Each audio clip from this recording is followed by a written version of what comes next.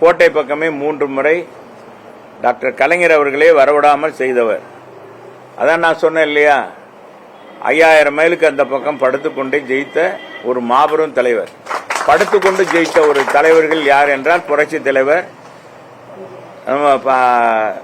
பாத்தீங்கன்னா பசுமன் தேவரையா மற்றும் பல தலைவர்கள் இருக்கலாம்.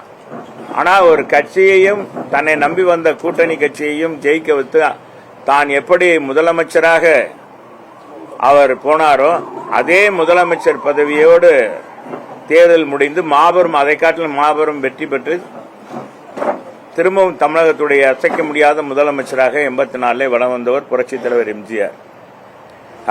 புரட்சி தலைவரை யாரும் வெல்ல முடியாது, அவருடைய இயக்கத்தை யாராலும் வெல்ல முடியாது. இது கால சூழ்நிலை, ஒவ்வொரு காலகட்டத்திலும் மாற்றங்கள் ஏற்படும்.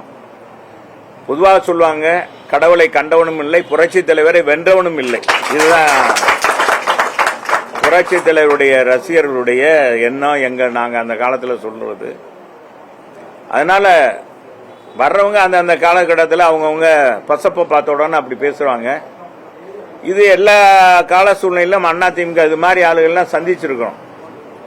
இங்கே இருந்த நண்பர்கள் நன்றாக உழைத்தார்கள், கட்சிக்காக பாடுபட்டார்கள். அதில் நாங்கள் எந்த குறைபாடும் சொல்லல.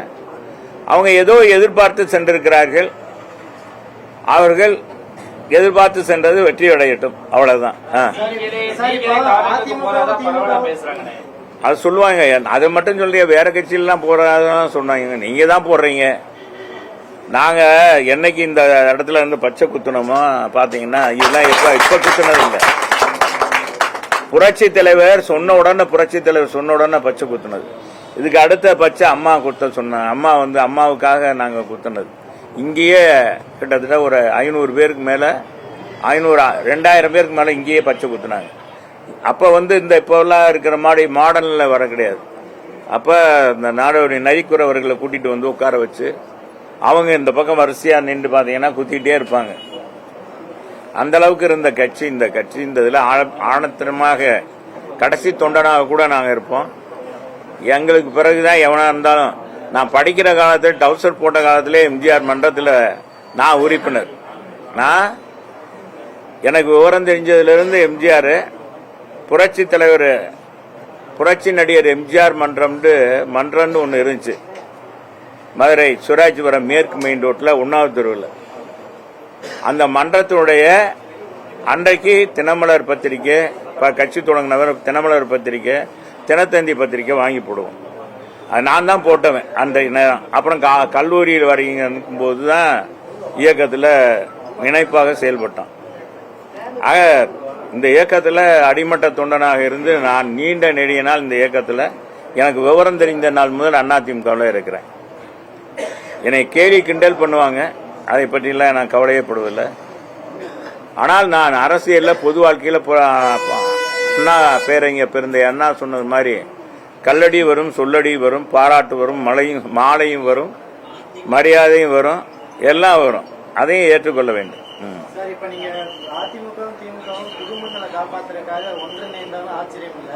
அவங்க பாஜக கூட்டணி வச்சு மத்திய அமைச்சர் பதவி கூட பெறுவாங்கன்னு அமைச்சர் நிர்மல்குமார் சொல்லியிருக்காரு. சார் யார் வேணாலும் எது வேணாலும் சொல்லலாம் சார். எங்களுக்குன்னு ஒரு கொள்கை இருக்குன்னு, எங்களுக்குன்னு ஒரு கோட்பாடு இருக்கு. மக்களுடைய மனநிலை அறிந்துதான் எங்க பொதுச் செயலாளர் நடவடிக்கை எடுப்பார். அதனால யார் சொன்னாங்க, அவங்க சொன்னாங்க, இவங்க சொன்னாங்கன்னா அமைச்சர் சொன்னா அது என்ன அவர் இதான் எங்களுக்கு ஆணையிடுறாரா? இந்த 2 கட்சிக்கு என்ன அவர் என்ன இதான் தூதுவரா இருந்தாரா? இதெல்லாம் அவர் பேசுறதுக்கு நீங்க போடுறதுக்கு வேணா இதா இருக்கும். அவர் புதுசா பதவிக்கு வந்திருக்காரு. எங்க கட்சியில இருந்து தான் எங்க கட்சியில இருந்தா இருந்தாரு. அப்புறம் இங்க இருந்து போனாரு. அதனால அதை பற்றி எல்லாம் கவலை இல்லை. அவர் வாழ்க. அவர் பதவி பெற்றிருக்காரு. மதுரை மாவட்டத்துக்கு நிறைய செய்யணும். நான் ஒன்னு சொல்றேன். இத அவர் சென்ற திராவிட முன்னேற்ற கழகத்தில் இருந்த 2 அமைச்சர்களும் மதுரைக்கு எதுவும் செய்யல. இந்த அமைச்சர் ரொம்ப பேசுறாரு. இப்ப வந்திருக்கிறவரு அவர் தான் இருக்காரு. அவரு மதுரைக்கு என்ன அவர் காலத்துல என்ன கொண்டு வந்தாங்க, இப்ப இருக்க முதலமைச்சர் விஜய் என்ன மதுரைக்கு என்ன நாங்க கொண்டு ஒரு 10,000 கோடிக்கான திட்டங்களை மதுரைக்கு கொடுத்திருக்கிறோம்.